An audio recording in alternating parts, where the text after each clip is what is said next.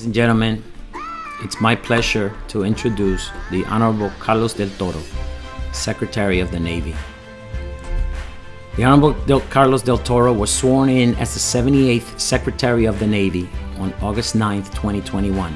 As Secretary, he is responsible for over 900,000 sailors, Marines, reservists, and civilian personnel, and an annual budget exceeding $210 billion. His priorities include securing the training and equipment for successful naval operations and addressing the most pressing challenges confronting the U.S. Navy and Marine Corps: China's naval ambitions, climate instability, COVID's ongoing impact, and strengthening the naval culture of inclusiveness and respect. I'm proud to say he was born in Havana, Cuba. He immigrated to the United States with his family as refugees in 1962. He was raised in Hell's Kitchen in New York City, attended public schools, and received an appointment to the Naval Academy. He earned a Bachelor of Science degree in Electrical Engineering. Secretary Del Toro was commissioned as a Surface Warfare Officer in 1983. 22-year naval career includes a series of critical appointments and numerous tours of duty at sea. But he was the first commanding officer of the guided missile destroyer Bulkley, DDG-84. He was Senior Executive Assistant to the Director for Program Analysis and Evaluation in the Office of the Secretary of the Defense and Special Assistant to the Director and Deputy Director of the Office of Management and Budget. Ladies and gentlemen, the Honorable Secretary Carlos Del Toro, a lifetime ANSO member. Thank you so much, Roy. I appreciate that lovely introduction. In the words of Lyndon Johnson, it's very much appreciated. If my father and mother were here to have heard it, my father would have appreciated it. My mother would have believed it. With that said, I can't tell you how happy I am to be here with my ANSO family. And I say my ANSO family because I was there not at the very, very beginning in 1981, although I did meet Secretary Hidalgo while I was at the Naval Academy as a young midshipman. But I actually did found the Washington, D.C. chapter of ANSO, and we named it after Edward Hidalgo in around 1985. And that was a great accomplishment. And there were some of you that were there at the time, but it really launched our ANSO efforts there in Washington, D.C. And I can't tell you how proud I am, obviously, to be here with you today.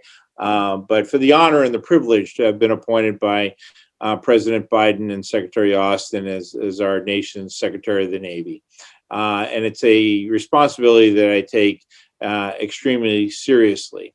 But it's great now to be sort of, as you were mentioning earlier in this commentary, that every ship needs a captain. And I'm pleased to be, you might say, the captain of the Department of the Navy now. And so the many challenges that we have faced through our time in the Navy, active duty, or those of us who work from the private sector as well to support ANSO. And let me pause for a moment and do a shout out for my dear friend, Admiral Will Rodriguez, because Admiral, the work that you did when you headed up ANSO for all those many years was nothing short of extraordinary by every measure. And I know you had a lot of help in the uniform folks that were with you at the time, and certainly help from people like Robert from Latina Style, who's been such a wonderful partner throughout the many years. Well, now you've got another partner right here in the Department of Defense, at the very top of the Department of the Navy. Now it's my turn to make sure that the challenges that we have faced all these years, that we actually start moving the ball down the field, as they say, to try to correct some of these issues and problems that we've had in the past.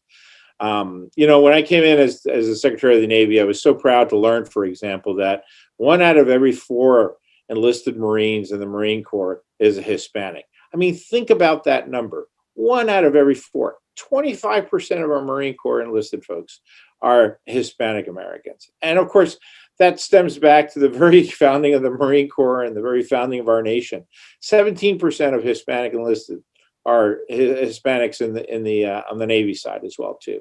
It's extraordinary, but we've known that all throughout our careers. We've known that Hispanics have always risen to the occasion in serving our nation in both the Marine Corps and the Navy. The challenge that we have faced, obviously, is in promoting and sometimes retaining officers at the highest levels of both the Marine Corps and the United States Navy. You know, one of my proudest moments was just last night. I returned to the Naval Academy and I gave a Forrestal lecture at the Naval Academy. Never did I imagine in my career as a young Hispanic attending the Naval Academy that I'd be speaking to the brigade of midshipmen at a Forrestal lecture. And after the lecture, which I thought was a great speech, by the way, but after the lecture, I got a lot of hard questions from the midshipmen. What a surprise. And one of the questions that was asked of me was basically about diversity and the importance of diversity to an organization, particularly the importance of the diversity to the Department of the Navy. And for me, it was quite an easy answer to give because diversity is very much as important to the Department of the Navy as any other issue that contributes to our combat effectiveness. We have a responsibility in the Navy and the military, and I would argue all throughout corporate America as well too, to build as many diverse organizations as we possibly can. It's that diversity of thought that stems from where you were born, the experiences that you had, the struggles that you faced, that makes our organizations that much stronger. But it's not just important to embrace that concept. You know, hope is not a strategy. You've got to actually have a plan, an action plan to try to get you to an organization that actually has diversity and inclusion as well too, because inclusion is extraordinarily important. It's just not important to have diverse people in the organization. You've got to include them. You've got to listen to what they have to say so that their experience can actually be contributions to the Department of the Navy.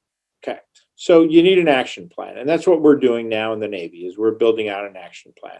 I'm pleased to say that it just doesn't all start with me. There have been a lot of efforts that have been placed that have been in motion, actually, that have been driven by both the Commandant of the Marine Corps and the Chief of Naval Operations. They also both take diversity very, very seriously. And we already, in the short time that I've been secretary these past 6 weeks, have had conversations about this topic. And both actually embrace that diversity, and they're trying to change it. So we're looking across the board at every tool that we can use in the toolbox to make sure that all individuals of all backgrounds have an equitable chance to succeed and to advance in our Marine Corps and our Navy. And of course, that involves both equitabilities basically at the promotion level, right? So that we're taking a hard look at the boards to ensure that boards have the right precepts that embrace diversity in every possible way and encourage folks to promote individuals to higher grades. We're also taking a look at how the selection boards are made up, right?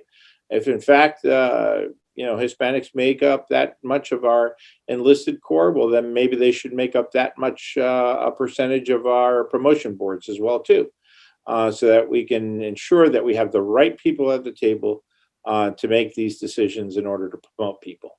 The other important aspect of it as well too is ensuring that all individuals of all backgrounds, I mean, here I am talking, more so today about Hispanics, but it's also African Americans and Asian Americans and women and people of all different backgrounds also have an equitable stake when it comes time to selections for those key positions that we know are the types of positions that advance individuals much further into their careers. The senior military assistants, the key operational billets that truly stand out and result in people's promotions. Look, you don't have a Secretary of the Navy now that you have to explain this stuff to. I get it. I know it. I've lived it. And I'm now at the helm of this ship called the Department of the Navy. And I'll tell you, I've been very pleased by the support that I've had from the flag ranks and making them understand that this is an important aspect of our success in the Department of the Navy. So we're coming up to full speed. At some point, I'm going to be bringing it up to flank speed as well too. And I'm going to need all your help as well too to help advise us in this journey together. I mentioned last night at the Forrestal lecture that in response to that question, that recruiting is incredibly important to our effort. We have an Admiral Dennis Velez who's doing a great job as the Navy Chief of Recruiting. Just a great leader, quite frankly, who also gets it, who has also lived it and understands the challenges that we face. Well, he now also needs the resources that are necessary to make his job more effective, right? And we've got to look at where the gaps are. right? We've done. I reflect back on the role that I played and many other midshipmen played, and junior officers played in recruiting Hispanics to the Naval Academy, for example. When I was there, we had about 35 or so Hispanics in the class of 1983. Well, today we have upwards of in the high hundreds and close in some cases close to 200 Hispanics at the Naval Academy. That's a tremendous success story, and we've got to continue to pay attention to the lessons learned that we can draw from those experiences so that we can apply them elsewhere, right? But again, the gap that we're currently facing now is Hispanics and other minorities and women being represented at the higher levels of rank in both the Marine Corps and the Navy. And I think both services are taking a very serious look at what are the pieces that we got to get in place to sort of fix this over the course of time. I am encouraged by the one-star selection boards that were held this year. They do show promise of having greater numbers of minorities and generals across the board, and so that's a good promising sign.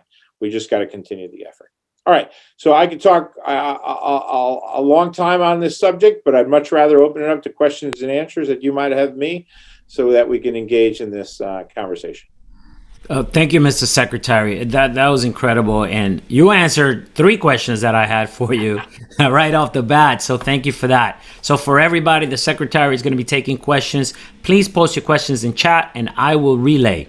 And just a quick, because we're celebrating Hispanic heritage and culture, I'm going to ask you a quick question to tell us a little bit about how do you feel about the celebration of heritage in the United States from a Cuban perspective. How do you celebrate? How do you celebrate your heritage? I celebrate it every day through the stories that I tell folks, and or they should say the sea stories that we tell folks, right? Look, I think we as Americans, we should all be proud of our heritage, of where we come from. I mean, that's the fabric that really makes up the American experiment, right? Called the United States of America. And we're all Americans, and we're proud to be Americans first and foremost. And our nation means more to us than anything else, our Constitution, our common set of values. But we are also an America made up of different backgrounds and heritages. And I celebrate my Cuban heritage, my Hispanic heritage every day through tales that I tell with my staff and the people that I meet with.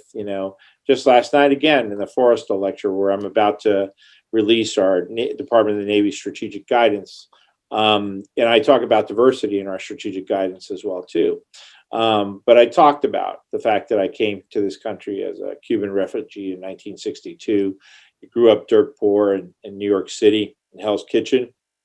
And it was the Navy in many ways that sort of, saved me from that situation. I mean, this is a common story for so many of us, right? Our parents came to this country, they struggled incredibly so, working 2 jobs, and to provide us the opportunity to go to school and be educated and become, stronger citizens in this great country.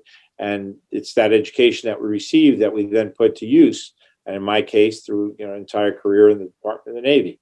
So yeah, I talk about all of that. And I even reflect back on, when I was commanding officer of the USS Bulkley, for example. It was amazing to me how many Hispanics we had serving on the Bulkley, and even how many Hispanic junior officers we had on the Bulkley as well too in our wardroom. So we have to stay focused on the challenges, but we also shouldn't lose sight of the fact that because of all of you on this call, you are making a difference and really moving this ball down the field and making our Department of the Navy that much stronger, or Department of the Coast Guard for that matter. Wow, thank you, sir. I got a question for you, and actually that was followed up by another one. So from Dr. Yvonne Diaz-Clase from HISPA, can you share one of your role models as you were growing up? And who's a role model now for you at this level of success? And then Sure. someone asked, who are your heroes and heroines? Which I think is almost the same question. I'm not the believer that individuals should just have one role model. I have lots of role models in all different sorts of buckets or categories, you might say. My wife is a role model. She was my first mate from the time we got married 38 years ago, and she served by my side, raising our children, our four children, while I was deployed in the Navy, 75% of my time away from home. She was my CFO during my public sector experience, 17 years building a company. And today she, plays a very significant role in informing me of many of the challenges that are being faced by, enlisted sailors and junior officers throughout the Navy as well, too. So she's a role model to me. One of my earliest role models, you might say, that I never met was Admiral David Farragut. Okay. For those of you who might be gringos, pure gringos, that's Farragut. Admiral Farragut was actually our Department of the Navy's first admiral. He was our first 2-star admiral. He was our first 4-star admiral. But he also happened to be a Hispanic American. His father served in the American Revolutionary War as a captain. And of course, he went on to great deeds during the American Civil War. And we honor Admiral Farragut from Mallorca, Spain, as a great American. So his example, right? I use his example of, full speed ahead, damn the torpedoes, many a time, you might say. And Edward Hidalgo was also a mentor of mine. I knew him personally. He mentored me when I was a young junior officer. It was interesting. He was a Republican serving in the Carter administration. President Carter had designated him as the one Republican in his administration, and his example, showed me that bipartisanship is just so very important in politics. For example, we're Americans first. We have political choices that we care about secondary, but we all care about this great country, and we care about the great Department of the Navy. And he set a great example for me as well as a junior officer. And I could go on and on and on because I have many other, including many that are junior to me, enlisted sailors that that have demonstrated great courage throughout their own careers, also serve as role models to me. Thank you, sir. Amazing. And I did a Hispanic Heritage Month speech on Admiral Farragut, like 12 years ago. It's great. So I got a question from Admiral Singh Harris, president of NNOA, and my role model and mentor. Mr. Secretary, first of all, congratulations from all of us in NNOA. With so many complexities in our strategic and operational environment, what are the areas of greatest concern for our sea services and the issues that our young officers need to focus more attention on? Thank you, sir. And thank you, Admiral Sinclair Harris. You have been a great friend of mine for a long time. You served our Navy very proudly in uniform, and you continue to serve our Department of the Navy through your volunteer and philanthropic efforts as well, too. And certainly your leadership of NNOA. And ANSO and NNOA have had a very strong partnership for decades now that I think just reaps tremendous rewards for all our young service members. We're faced in the Navy with many challenges, and I have made clear that my 4 priorities, quite frankly, are what we refer to as the 4 C's. It's China first, because of the pacing threat that it presents and the very strong need to deter China from everything that it's trying to do, particularly in its overtaking of Taiwan eventually, which we try to deter in every possible way. The second one is culture. I have a strong belief that everybody needs to be treated with dignity and respect in every possible way. There is absolutely no room in our Department of the Navy for discrimination, for sexual harassment of any type that ultimately often leads to sexual assault. There's no room in our Navy for extremism of any type as well, too. And I intend to hold accountable individuals who simply don't abide by those fundamental rules. So that's very important. So culture is sort of my second one. My third one is climate. We're all faced with pretty obvious existential threats to our national security in many different ways. And we've got to mitigate the negative influences of global warming and many other climate effects that impact our Navy and our country every single day. And then finally, COVID. And I'm pleased to say that at least in the Department of the Navy now, close to 97% of the Navy and approximately 89% of the Marine Corps by now have their first COVID shots taken. And so we've set a date of November 28th for everyone to be vaccinated. It's extremely important for the combat readiness of our Department of the Navy and for the health and welfare of all Americans, both in the Department of the Navy, the Department of Defense, and just in society in general, for us to be responsibly vaccinated so that we can try to put an end to this horrendous COVID crisis that we've had to face over these last 4 years. But focusing on maritime dominance, incredibly important in the fight against China. And for all our enlisted and junior officers that are maybe watching today, getting yourselves properly educated and developing the warfighting skills that you need to develop as we go along to deter China and to deter all our aggressors is extremely important. And it's the area that I'm trying to make significant investments in, whether it's be investments in our professional military education or simply in developing our warfighting skills across the board. Oh, thank you, sir. I have a question from Admiral Will Rodriguez.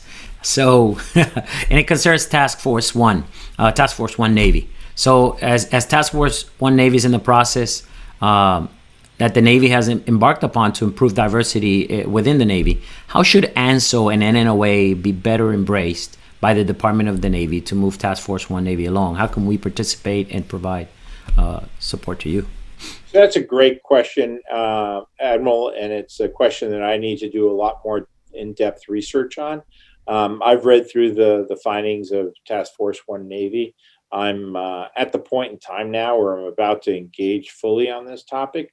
I've already dived into a lot of issues regarding diversity and inclusion across the Navy. And you'll forgive me because this is my 6th week as Secretary of the Navy, but unfortunately, the first 4 weeks were completely consumed by all things Afghanistan and trying to ensure that our troops tried to remain as safe as possible while they were there, and certainly trying to extract as many Afghani citizens as we possibly could in the 2.5 week period or so since I had taken over as Secretary of the Navy. And now my attention, now that we're out of Afghanistan, has turned to a lot of other matters, including a more focused attention on diversity in general. But overall, I think it was an extraordinary effort that was put forward together on the task force. There's a lot of individuals who played a significant role. I'm starting to meet with those individuals. I'm trying to get a better understanding of what their action plans are, because at the end of the day, talk is cheap. What you do and the resources that you apply to a problem are incredibly important for its successful execution. And so that's kind of where I am right now. And I can almost guarantee you that there's going to be a positive role for both ANSO and NONOA and many other organizations to play a role side by side with the Navy. There's a tremendous amount of experience that you all hold, especially folks like you, Admiral Rodriguez. And I'm going to embrace that and try to make the maximum effort to learn those lessons and help apply those lessons to what we're currently doing. Thank you, Mr. Secretary. This is from Rob de la Espriella. Mr. Secretary, it's an honor to have you speak at ANSO. As an immigrant from Colombia in 1968, I attribute all of my success in the business world to the start I received from the Navy as a nuclear trained officer. It was the education and experience I received that served me to this day. The question is, what can we do to improve the level of education of Hispanics in primary and secondary schools so they can have the opportunity to attend college and improve the quality of their lives for their families? Yeah, that's a great point that you make, and congratulations and thank you for your service in the Navy. And obviously, as a nuclear powered trained individual, you're a smart guy. And I'm sure you're equally prepared to help out in every way possible. But primary and secondary education is critical to the recruiting effort and the recruiting and the retaining effort that we hold so dear in the Department of the Navy. And I'm sometimes asked by several folks. In fact, a question comes to mind that I was asked by someone at a Marine Corps gathering of senior or newly appointed general officers, for example. And they were sort of discussing how, our government right now, how the Biden administration is making major investments in education, for example, hundreds of millions of dollars, if not billions of dollars. And they were kind of, complaining a little bit about how, perhaps national security wasn't getting that, fair share of the dollars. And the point that I tried to make was that our national security, our Department of Defense benefits from the investments that are made in education and also in healthcare, for example, across the board, because these are the individuals that we recruit into the Department of Defense. So the better educated they are, the more productive and efficient we can be as they come and join our Department of Defense family as well too. But it's incredibly important, and I think ANSO and NOA in the past have served as very valuable mentors to young children at different schools throughout our country, and I think that those efforts are admirable efforts as well too. Thank you, Mr. Secretary, and I want to be mindful of your time. If you have time for one more question. Yeah, I do. Go ahead. Excellent, sir. So this is from Lieutenant Commander Eric Driggs, and he's the ANSO Coast Guard representative. So, Mr. Secretary, thank you for your time today. Your classmate, Admiral Fuller, speaks often about the importance of our neighborhood in Latin America to our national security. Can you speak about the strategic importance of our partner nations in Latin America and the Caribbean? It's, oh my gosh, I could talk for about an hour on that topic alone. And I was just with my classmate and good friend, Admiral Fuller, just yesterday. In fact, he came and paid a call on me, and we spoke a substantial amount of time on issues in Central and South America. And I spoke about it at my Forrestal lecture last night. I encourage you to go online and try to find it, and you can see what I said. But let me summarize what I said. Basically, our allies and our partners are so incredibly important to us, and on every possible topic. For one thing, they're right here on the same continent that we are. I often remind people that they are Americans as well. They just happen to be Central and South Americans. Well, we're North Americans, and that it's important for us to build good relationships. When I attended the International Sea Power Symposium that had over 140 heads of navies, I actually had dinner with my Central and South American friends, all the heads of navies. We had about 6 different heads of navies that were present at the dinner. And we talked about the challenges that not just we faced here in the United States, but that they faced, more importantly, in Central and South America, right? Let's face it, they've gone through some pretty hard economic times, sometimes political instability. And I wanted to get a better sense of the challenges that they face so that I could better understand how we can come to their aid as true partners. And I talked about this in my speech yesterday. It's important for allies to be true partners in understanding of each other's problems. Many of our South American friends are being influenced by the Chinese, especially along the Pacific coast. And I want to try to better understand how we could bring all the resources of the United States government, international, USAID, the State Department, the IADB, the World Bank, to sort of work together to build better trade agreements and such, so that we can reinforce the economies of both their countries and our countries together, so that perhaps they could rely less on Chinese influence, which leads to really bad things downstream. So it's incredibly important. And when we talked about, of course, the counter drug issues and other things like that as well, too, that are important to both our national securities. So I plan on continuing this engagement in a very real way over the months and years ahead. I will be traveling to Central and South America next year, and I will be continuing to meet not just with the heads of navies, but with many of the civilian leadership in those countries as well, too, to try to bring us to a better place. Awesome. Thank you, Mr. Secretary. And if you need somebody to go with you, I'm standing by. Just let me know. Sir, I think Will Rodriguez signed up for that, too. I did. All right. Thank you so much for your time, sir. Thank you for your leadership and for everything that you're doing for our Navy. Look forward to continuing to serve in any way that ANSO can to help you do the things that you need to do, sir. Well, know that I plan on including you in a real substantive way. And I am just so proud to be a lifelong ANSO member.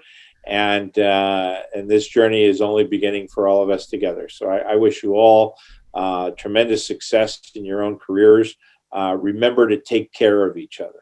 Take care of each other like family. When someone else calls you and asks for help, for mentorship, be there for them. You know, the greatest thing that you can do for each other is to always, always, always help each other so that you can mutually succeed in every way possible. So thanks to each and every one of you. All right. Thanks and have a great day then.